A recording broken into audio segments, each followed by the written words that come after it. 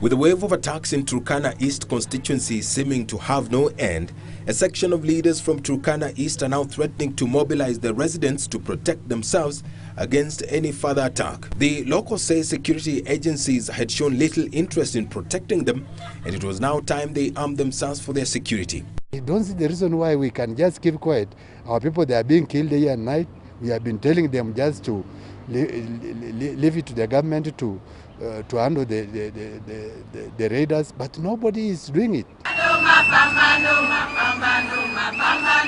Meanwhile, the effects of the ongoing nurses strike continues to be felt across the country, with a 10-year-old child from Kitale, Trans Nzoia County, left in a critical condition after nurses allegedly failed to attend to him as the industrial strife entered its 10th day. Nasikitika sana, hiyo sio vizuri. Si ati tunafurahia kukula vumbi kwa barabara tukishika tunakoma. Hiyo sio vizuri. Tayari sasa mtoto mmoja akiaka. Hiyo haitakuwa faida, itakuwa hasara kwa wananchi, na hiyo kitu imenuma sana.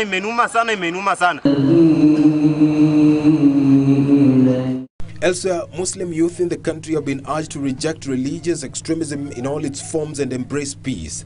Sheikh Nur Mohammed, a visiting scholar from the United Kingdom, says it is high time religious leaders tackle the spread of radical ideologies and violence. If you want to become a true citizen, you have to abide by the rules and regulations of the country.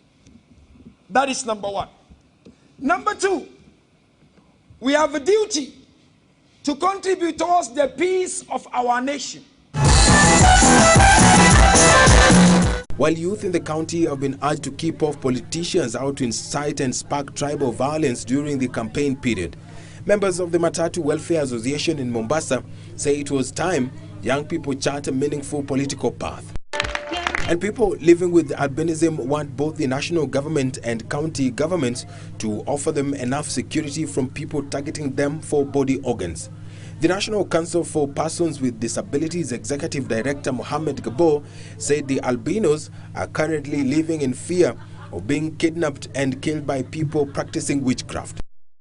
Elsewhere, a study undertaken after the launch of Tusome program has shown that pupils in Class 2 and Class 3 have improved in all subtasks in both English and Kiswahili. I know there are 20 million books in the hands of our children. And therefore, our children can read. When the teacher is gone, they have time to practice on their own. Finally, Kenyans living in arid lands have been challenged by Safaricom Foundation Chairman Joe Ogutu, who says there is need to heavily invest in education in arid region for economic development. We at Safaricom Foundation continue supporting education in this country by providing the much needed facilities to the various schools around the country.